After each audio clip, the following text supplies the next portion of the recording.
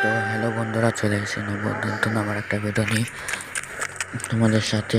আমাদের পাইক diamond three D গেমের মধ্যে পাইল গেমিং অ্যাড করে দেওয়া হয়েছে। তোমরা এখনো যারা জানো না এই পাইল গেমিং চেক করতে, তা আমি তোমাদের দেখে দিচ্ছি। প্রথমে আরজি স্টুলে এসে তোমাদের PM9 পি